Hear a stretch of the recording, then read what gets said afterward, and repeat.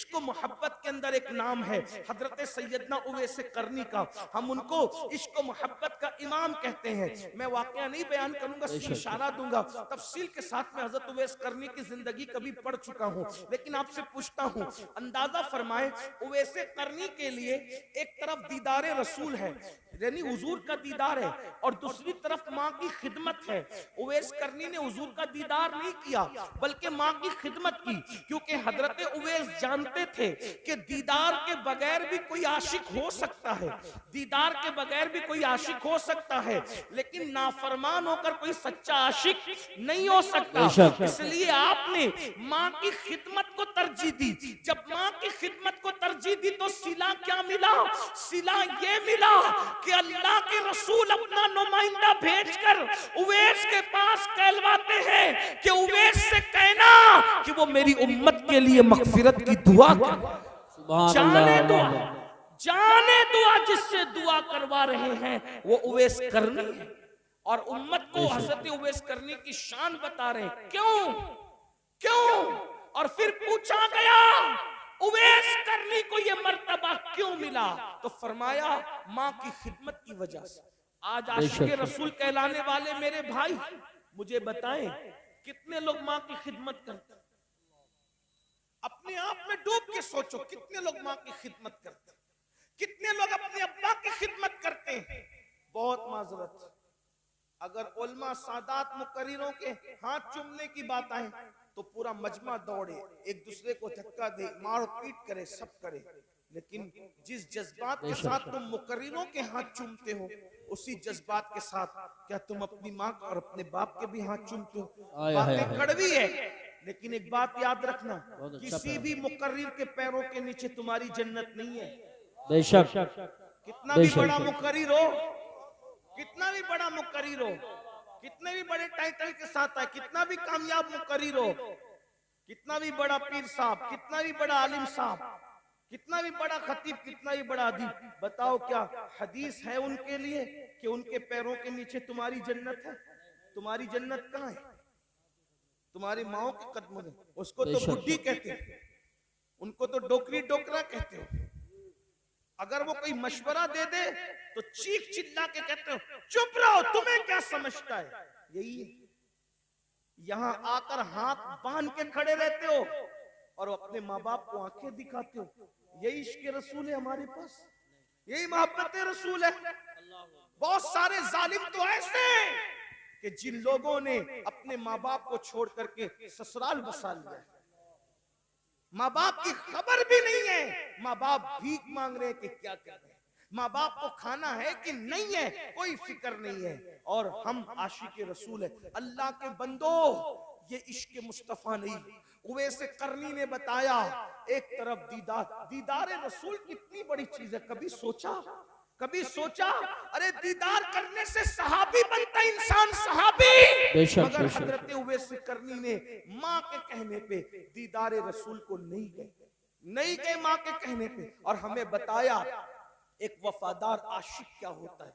और आज हम माँ बाप को दवा के पैसे देने के लिए भी उनको तरसाते हैं, उनको तड़पाते हैं, उन्हें बेचैन करते हैं। आका अलैहिस्सलाम ने फरमाया, अगर तेरे माँ बाप तुझसे नाराज है तो अल्लाह तेरी नमाजें भी रद्द कर देगा, अल्लाह तेरी इबादतें भी रद्द कर देगा। मेरे भाइयों कहाँ हो? तौबा करो, सच्चे मुसलमान बनो। सिर्फ नारे हमें इनकलाब नहीं ला सकते, सिर्फ नारे हमें बदल नहीं सकते। आपको मैं कहता हूँ, ए गिरदो नवाज से आने वाले मुसलमानों, जज्बाती न बनो। हालात का मुकाबला करना है तो अमल के मैदान से करो, मस्जिदों को आबाद करो, माँ बाप के फर्मा बरदार बनो, हलाल रिस्क को, रोजी को लाजिम पकड़ो, इबादत करो, अल्लाह की बारगाह में गिड़गिड़ाओ, अपने गुनाहों से तौबा करो, रब की बारगाह में रुजू करो, एक सच्चे आशिक की तरह बनो।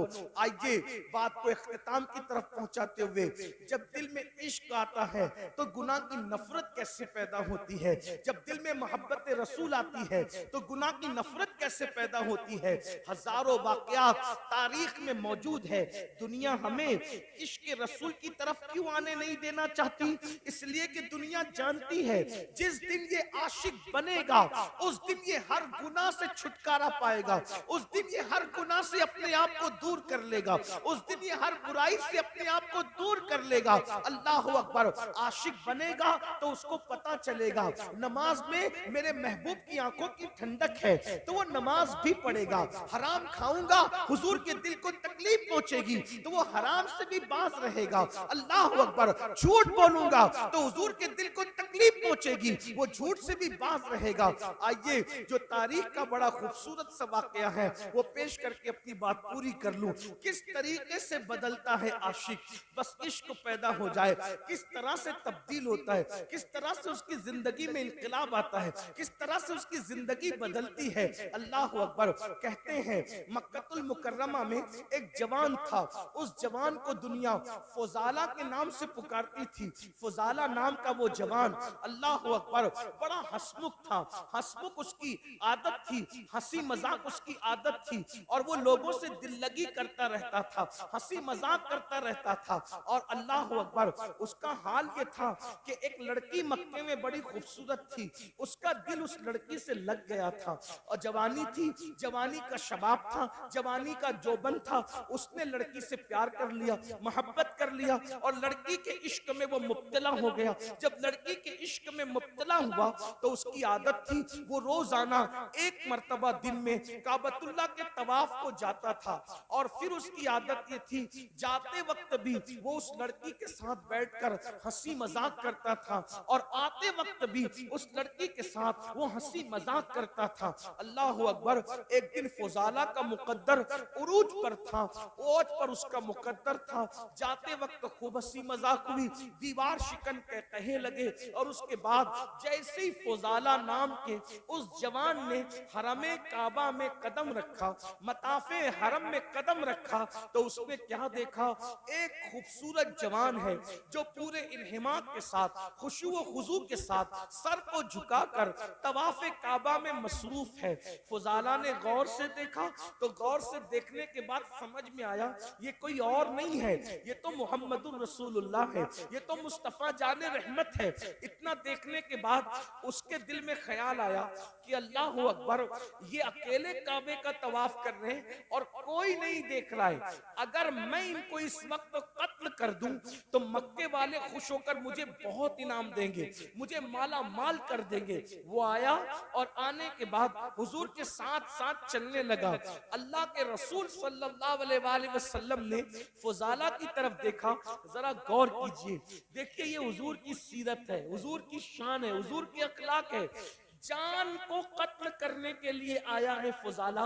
हुजूर उसकी तरफ देख के मुस्कुराते हैं और मुस्कुरा के कहते हैं, फुजाला क्या सोच रहा है, क्या सोच रहा है? उसने कहा कुछ भी नहीं। फुजाला कहता है कुछ भी नहीं। आका ने फरमाया, क्या तू ये नहीं सोच रहा है कि मोहम्मद तो अकेले हैं, उन्हें कत्ल कर दूंगा तो मक्के वाले इनाम देंगे? और फरमाया ऐसे नहीं सोचते, कमर में खंजर बांधा हुआ है और मेरे कत्ल के इरादे से आए, ऐसे नहीं सोचते, ऐसे नहीं सोचना। और उसके बाद उसके सीने पे हाथ मारा और हाथ मार के कहा इस तरह नहीं सोचते। उसका सीने पे हाथ लगना था, उसकी जिंदगी बदल, जिंदगी बदल। और उसने कहा ये कितना अजीम इंसान है, ये मेरे सीने के राज भी जानता है, मेरा कमर का खंजर भी जानता है। कदम पकड़ लिए, मुझे भी कलेमा पढ़ाइए, मुझे भी मुसलमान कीजिए, इस्लाम में दाखिल कर लीजिए। हुजूर ने कलेमा पढ़ाया, इस्लाम में दाखिल कर लिया। फिर क्या हुआ?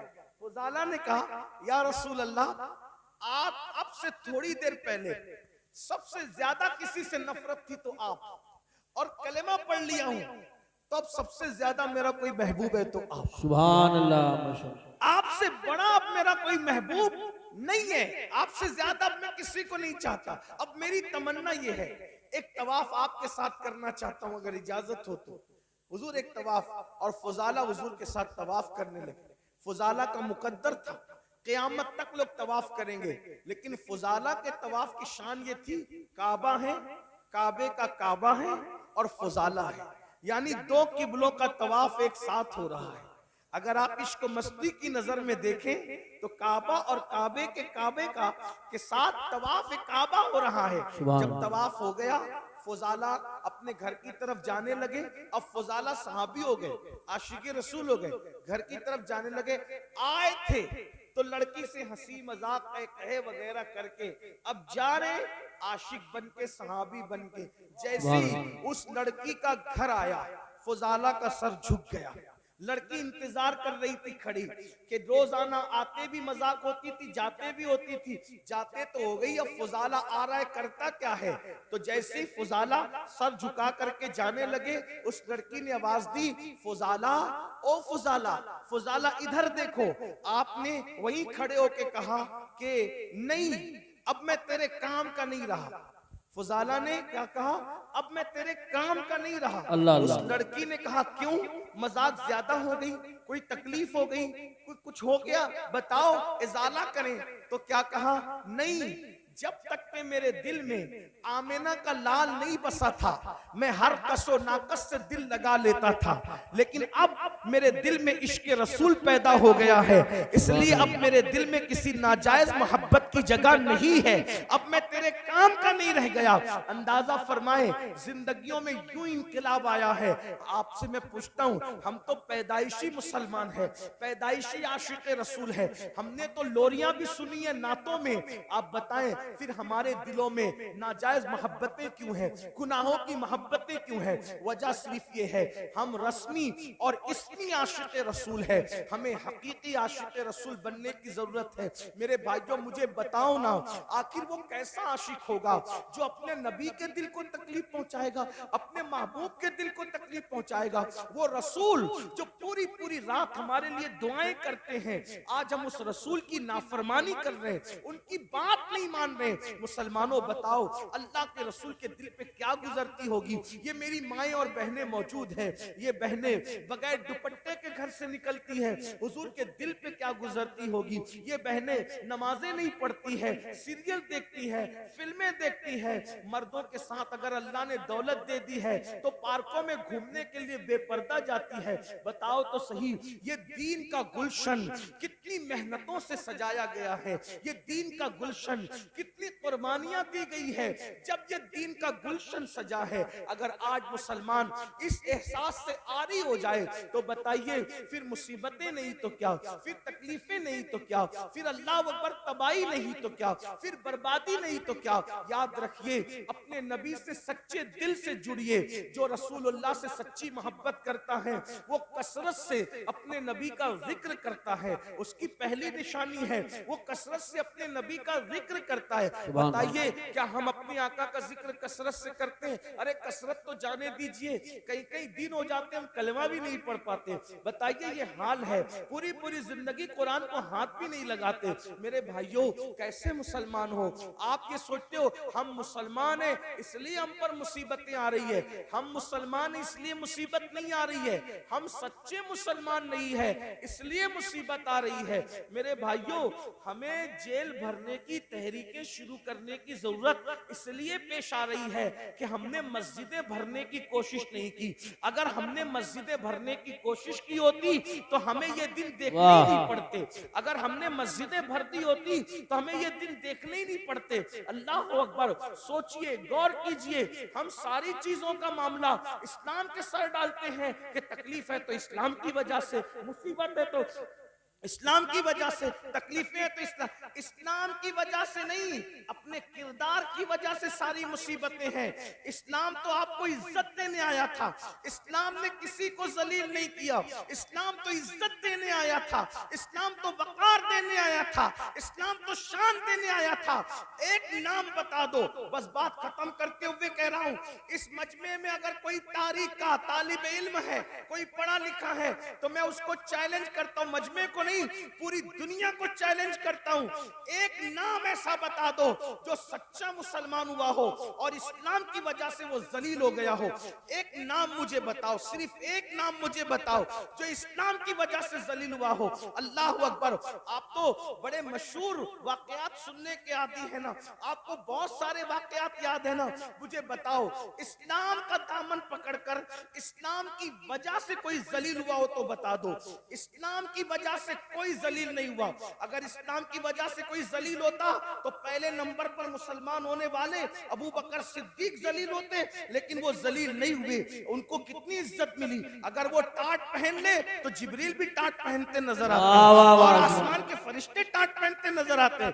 अगर इस्लाम की वजह से कोई जलील होता तो उमर इब्ने खत्ताब जलील होना चाहिए था, उस्मान गनी को जिल्लत मिलनी चाहिए थी, मौला अली को जिल्लत मिलनी चाहिए थी, मगर तारीख गवाह है इनमें से किसी को जिल्लत नहीं मिली। जब इन्होंने इस्लाम का दामन पकड़ा अल्लाह ने इनको ऐसी इज्जतें अता फरमाई कि अल्लाहु अकबर, अरब के बोरिया नशीन कैसर और किस्रा के ताजदार बनते हुए नजर आए। तो पता चला आपकी हमारी सोच क्या है पता है? कपड़े से इज्जत मिलती है, मोबाइल से इज्जत मिलती है, और उसके बाद अच्छी बाइक से इज्जत मिलती है, और शेविंग कराने से इज्जत मिलती है। ये सब भूत सवार है, इसलिए जलील हो रहे हो। लेकिन याद रखना इज्जत सिर्फ इस्लाम से मिलती है। अगर आप इजाजत दें तो तारीख का एक खूबसूरत वाकया पढ़ के बात पूरी कर लूं। इज्जत इस्लाम कपड़ों से नहीं, इज्जत इस्लाम से मिलती। आपने सुना है, बहुत बार सुना है, सुन ले उसको। क्या तारीख है?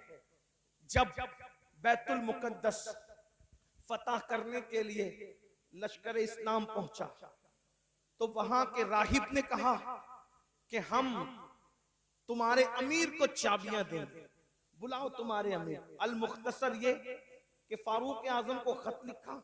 जब फारूक आजम को खत लिखा तो फारूक आजम के पास सिर्फ एक ही ऊँटनी थी, एक ऊँटनी थी, और मुसलमानों का अमीर एक मुल्क से दूसरे मुल्क का सफर कर रहा है।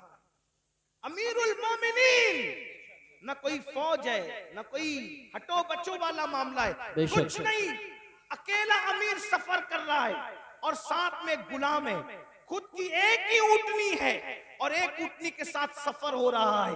फिर क्या हुआ? अल्लाहु अकबर। और फिर किस शान से सफर हुआ? आपने फरमाया अपने गुलाम से, देखो थोड़ी देर मैं बैठूंगा, थोड़ी देर तुम बैठोगे। और अल्लाहु अकबर, दुनिया ने ये तारीख के अंदर ये औरात गवाह है, दुनिया ने ये मौका भी देखा कि अमीरुल मोमिनीन अपने गुलाम को ऊँटनी पे बिठाकर खुद अल्लाह पैदल चलते नजर आए। और अल्लाह की शान ये, जिस वक्त तो मंजिल पर पहुंचे तो बारी गुलाम की थी और सैयदना फारूक आजम नकेल पकड़ करके चल रहे थे। और हालत ये थी, उस वक्त अमीरुल मोमिनीन के बदन पर जो जुब्बा था उस पे पेवन लगा हुआ था, और जो मोजे पहने थे वो एड़ी के पास से फटे हुए थे। जिस वक्त नाला आया, आपने सोचा फटे हुए मोजों में पानी भर ना जाए, तो मोजे उतार कर आपने गर्दन पे डाल लिए। और उसके बाद जब निकले तो हजरत खालिद इब्ने वलीद और अबू उबैदा इब्नुल जर्राह कान में बातें कर रहे थे। अमीरुल मोमिनीन ये क्या कर रहे हैं? अरे मोजे पैर में थे तो फटापन छुपा हुआ था। इतने लोग इस्तिकबाल के लिए आए हैं, मुस्लिम भी है, गैर मुस्लिम भी है, यहूदी भी है, ईसाई भी है, मुशरिक भी है, सब देखने आए कि मुसलमानों का अमीर कैसा है। और इन्होंने फटे हुए मोजे कंधे पे डाल लिए, गुलाम को बिठा दिया। लोग इस्तिकबाल करने के लिए आगे बढ़े। उनको यूं लगा कि जो नकेल पकड़ के चल रहा है वो गुलाम है और जो सवारी पे बैठा है वो इमाम है। लेकिन जब इस्तिकबाल के लिए लोग आगे बढ़े जो नहीं पहचानते थे, तो खालिद इब्ने वलीद और अबू उबैदा इब्नुल जर्राह ने कहा, वो आका नहीं है हमारा, ये हमारा अमीर तो ये है जो नकेल पकड़ के चल रहा था। तो लोगों ने पूछा इसको क्या हो गया? तो तब बताया गया इनकी मिल्कियत में एक ही ऊँटनी थी और गुलाम को साथ लाए। तो इंसाफ का तकाजा ये था कि जितनी देर ये बैठेंगे उतनी देर गुलाम भी बैठेगा, और जितनी देर गुलाम पैदल चलेगा उतनी देर ये पैदल चलेंगे। और बारी इसकी थी, अल्लाह अकबर। चुपके से किसी जवान ने कान में कहा, अमीरुल मोमिनीन, इतने लोग इस्तकबाल के लिए आए हैं, पेवन वाला जुब्बा पहना है, फटा हुआ मोजा कंधे पे डाल लिया है, आपने क्या किया? तो आपने गुस्से में कंकर उठाए और उठा करके उन पे मारते हुए फरमाया, का हुजूर अलैहिस्सलाम के पर्दा फरमाने को अभी एक सदी भी नहीं बीती और तुम इतनी जल्दी तुम्हारी सोच बदल गई, इतनी जल्दी तुम्हारी फिक्र बदल गई, इतनी जल्दी तुम्हारे ख्यालात बदल गए। फरमाया, वल्लाह हमें इज्जत कपड़ों की और सवारी की वजह से नहीं मिली है, हमें इज्जत इस्लाम की वजह से मिली है, नबी की वफादारी की वजह से मिली है। जब तक हम इस्लाम का दामन पकड़े रहेंगे और हुजूर से वफादारी करते रहेंगे, उस वक्त तक अल्लाह हमें इज्जत अता फरमाता है। आप मुझे बताएं, अल्लाह अकबर, जब चाबियां दी गई तो साथ ही साथ वो ईसाई मुसलमान भी हुए और कहा, उमर अगर लाओ लश्कर के साथ आते तो सिर्फ चाबियां देते, लेकिन उमर तुम इस्लाम की सादगी के साथ आए हो तो हमने चाबियां बाद में दी है, पहले हमने तुम्हें अपना दिल दे दिया है। और वो कलेमा पढ़ के मुसलमान हो गए। मुसलमानों बताओ, आज जितनी दिलचस्पी बाइक में लेते हो, जितनी दिलचस्पी अच्छे कपड़े में लेते हो, जितनी दिलचस्पियां अच्छे कीमती जूतों में लेते हो, जितनी दिलचस्पियां हटो और बच्चों में लेते हो, उतनी दिलचस्पी इस्लाम पर अमल करने में लो, फटे कपड़े पर भी तुम्हें इज्जत मिलेगी, अल्लाह अकबर, पैदल चलने पर भी तुम्हें इज्जत मिलेगी, तुम्हें वकार मिलेगा।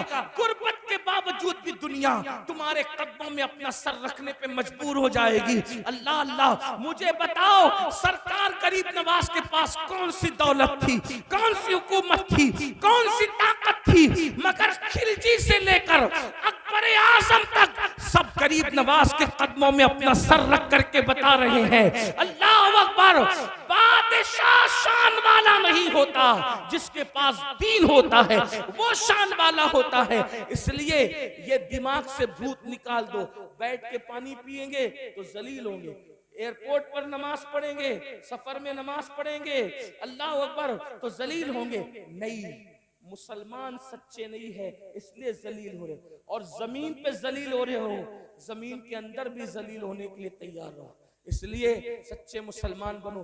दीन का दामन जिसने पकड़ लिया उसको इज्जत ही मिली, उसको कामयाबी ही मिली, उसे वकार ही मिला। आज की इस महफिल में आपको पैगाम दिया जाता है, दीन को सीने से लगाओ, कुरान की तालीम को आम करो। दस्तारबंदी का जलसा है, कुरान की तालीम को आम करो। अपने बच्चों को इतना इल्म दो कि तुम्हारे बच्चे फर्ज उलूम क्या है, ईमान क्या है, कुफ्र क्या है, दीन क्या है, दीन के खिलाफ क्या है, सब तुम्हारे बच्चों को आना चाहिए। हमारे बच्चों को तो कलमा भी नहीं आता, हमारे बच्चों को तो गुस्ल करना भी नहीं आता, हमारे बच्चों को तो इस्तिंजा का तरीका भी नहीं आता। इसलिए जितने उलूम फर्ज है, एक मुसलमान को जितना इल्म सीखना फर्ज है, इतना इल्म अपने बच्चों को दो, अपनी बच्चियों को दो। और साथ ही साथ दुनियावी तालीम पर भी मेहनत करो। 10वीं और 12वीं से अपने बच्चों को, बच्चियों को ड्रॉप आउट मत कर लो, उठा मत लो, बल्कि अपने बच्चों को, अपनी बच्चियों को आला तालीम दो, दुनियावी तालीम, आला तालीम दो। इतनी अच्छी तालीम दो कि आपके बच्चा, कोई भी बच्चा डिग्री के बगैर न रहने पाए। हर बच्चे को डिग्री दो।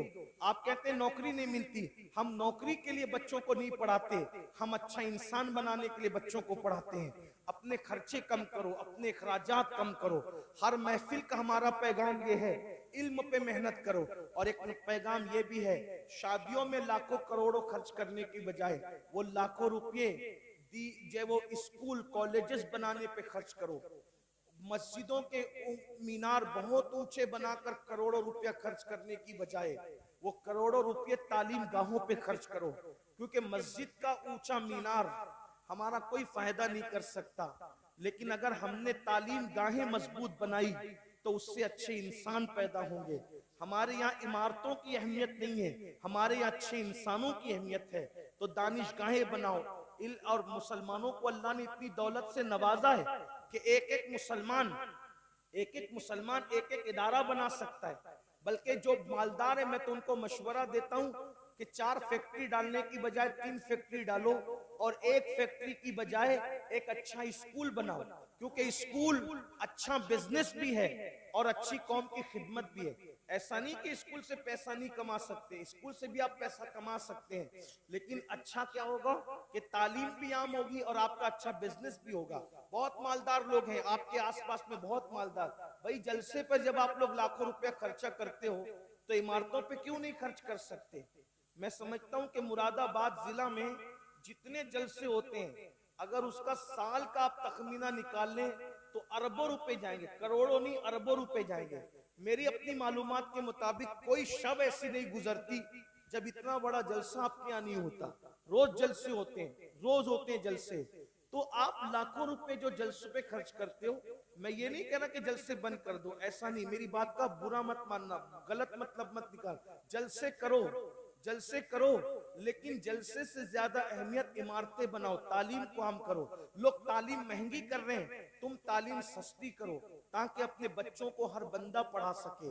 अपने बाप के नाम से, अपने बाप के नाम से मस्जिदों में कुरान रखने की बजाय अपने बाप के नाम से बच्चों की फीस भर दिया करो इसाले सवाब के लिए। इसलिए कि इन उलमा से पूछो कि जब मस्जिद में अब्बा के इसाले सवाब के लिए कुरान रखते हैं, वो बरसा बरस हो जाते, सैकड़ों कुरान थप्पी में रखे हुए हैं, कोई उनको हाथ तक नहीं लगाता।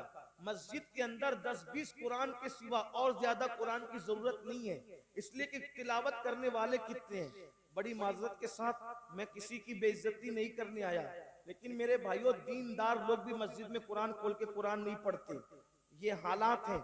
तो फिर आप अपने अब्बा के इसाले सवाब के लिए कुरान क्यों मस्जिद में रखते हो? वो तो थप्पी में रखे होते हैं ना। तो आप इसाले सवाब के लिए ये भी कर सकते हो। आप उलमा से पूछिए, उलमा बताएंगे मेरी बात की। अगर ये तायीद करें तो करें, अच्छी बात है, नहीं कर सकते अगर ये तायीद तो ये मेरी इस्लाह कर दें। इसाले सवाब का मतलब क्या है? कोई भी सवाब का काम करो और उसका इसाल किसी की भी रूह को कर दो तो उसको सवाब तो मिलेगा। तो अपने अब्बा के लिए आप चने तकसीम करने की बजाय आप अपने अब्बा के इसाले सवाब के लिए कलम तकसीम करो ना। आप अपने अब्बा के इसाले सवाब के लिए किताब तकसीम करो ना। आप अपने अब्बा के इसाले सवाब के लिए कापियां तकसीम करो ना। ये भी तो इसाले सवाब की एक शक्ल है। अपने अम्मा के इसाले सवाब के लिए कपड़े तकसीम करने की बजाय अपने स्कूल के बच्चों को यूनिफॉर्म तकसीम करो, ये भी तो हो सकता है। थोड़ा सोच बदलो, ख्याल करो। देखिए एक बात मैं आपको बताऊं, आपको एक बात तवील हो रही, लेकिन एक बात बताऊं। एक बादशाह के दौर में हौस पर सिपाही लोग पहरे देते थे और नस्लन बादा नस्लिन वो चलते आ रहा था। सिपाही वहां खड़े रहते थे, हौस पे पहरा देते थे, खड़े रहते थे, हौस पे पहरा देते थे। तो बादशाह लोग बदलते रहे लेकिन हौस पे पहरा कायम रहा। एक दिन बड़ा होशियार बादशाह आया, उसने बोला कि ये जो पिछले सब चले आ रहे हैं ना, तो उसी के अंदर हम घूम रहे हैं, तो कुछ सही भी कर रहे हैं, कुछ गलत भी कर रहे हैं। तो भाई हालात और जमाने के तहत कुछ सेट करो ना। तो उसने सब फेरिस्त बनाई, यहाँ सिपाही क्यों खड़े रहते हैं, वहां क्यों खड़े रहते हैं वहां। तो हौस की बात है तो पूछा ये हौस पे सिपाही सदियों से क्यों खड़े रहते हैं। तो बोले हजरत पता नहीं क्यों खड़े रहते हैं एक सिपाही। तो बोले कि हटाओ उसको, जब कुछ काम ही नहीं है वहां तो हटाओ। तो पूछा जब बड़े बुजुर्गों से कि यहाँ सिपाही क्यों खड़े रहते हैं जबरदस्ती का। अभी जबरदस्ती है, एक दौर था कि तुम्हारे खानदान की औरतें उस हौज में गुस्ल करने जाती थी, तो कोई अजनबी मर्द वहां न चला जाए इसलिए वहां सिपाही खड़े करते थे। अब तो हम्माम बन गए ना, तो अब हौज में गुस्ल करने की जरूरत ही नहीं है। तो औरतें तो गुस्ल के लिए बंद हो गई मगर सिपाही बराबर खड़े हैं। तो इसका मतलब ये है कि अपनी ताकत जाय हो रही है ना। इन सिपाहियों को यहां से हटा कर कहीं और लगाओ। तब हर बंदा क्या कर रहा है कि मैं अपने अब्बा के लिए कुआं खुदवाऊंगा, मैं अपने अब्बा के लिए कुआं, क्योंकि कुआं खुदवाने का जिक्र हदीस में आया है। अल्लाह के बंदो बिल्कुल कुआं खुदवाने का जिक्र हदीस में आया है, लेकिन हदीस में क्यों आया है इन उलमा से पूछो। हदीस में क्यों आया है इन उलमा से पूछो। तो कहा क्यों आया है भाई, असल में हदीस में इसलिए आया कि उस दिन जिस दिन हजरत साद ने पूछा था कि मेरी माँ का इंतकाल हो गया, मैं उसके इसाले सवाब के लिए क्या कर सकता हूँ, तो उस वक्त तो मदीने वालों को पानी की बहुत जरूरत थी। तवज्जो है आपकी, उस वक्त मदीने वालों को पानी की बहुत जरूरत थी। तो जिसकी जरूरत थी हुजूर ने उसकी तरफ उनकी तवज्जो दिलाई और फरमाया जरूरत पानी की है तो कुआं खुदवा दो। कुआं खुदवाना मकसूद नहीं था, जरूरत पूरी करवाना मकसूद थी। तो इसाले सवाब का मामला समझ में आया, मामला कुएं का नहीं है।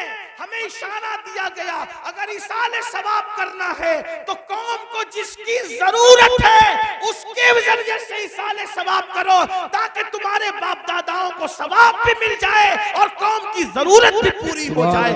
अब बात समझ में आई। तो उस वक्त तो कुएं की जरूरत थी, आज हमारी कौम को तालीम की जरूरत है। किसी दौर में कौम को रोटी की जरूरत थी, आज हमारी कौम को यूनिफॉर्म की जरूरत है कि बच्चों का स्कूल का यूनिफॉर्म हम तकसीम करें लिबास की शक्ल में। कल हमारे जो है वो लोगों को पान या चने की जरूरत थी तो बुजुर्गों ने वो तकसीम कराया। आज हमारे बच्चों को कलम की जरूरत है, इसलिए ये तकसीम होना चाहिए। मतलब ये है कि इसाले सवाब का जो तसव्वुर है वो कौम की जरूरत के मुताबिक है, इसलिए जैसी जरूरत है वैसे के मुताबिक करो। ये मैंने एक अपना छोटा सा जो है वो कोशिश करके एक मुताला पेश किया है। ये सही भी हो सकता है और ये गलत भी हो सकता है। अगर सही है तो मिन जानिबिल्लाह है, और अगर गलत है तो मेरे नफ्स की शरारत है। इस पर मैं अल्लाह की बारगाह में तौबा करता हूँ। लेकिन आपसे इतना जरूर कहता हूँ, अपने बच्चों को पढ़ाओ और बहुत पढ़ाओ, तालीम के लिए बहुत मेहनत करो।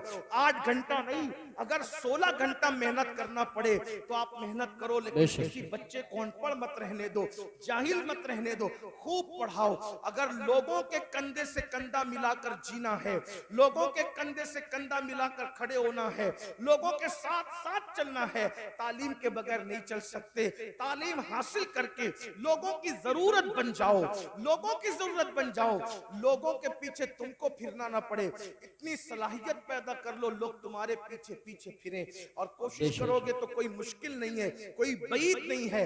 हर दौर में मुसलमान इल्म का इमाम हुआ है, इस दौर में भी ये मसनद आपको संभालनी है। माओ से कहता हूं, गुर्बत का बहाना न करो। तुम हौसला करोगी, अपने शौहर का साथ दोगी तो तुम्हारा शौहर तुम्हारा साथी बनकर बच्चों को आगे पढ़ाएगा।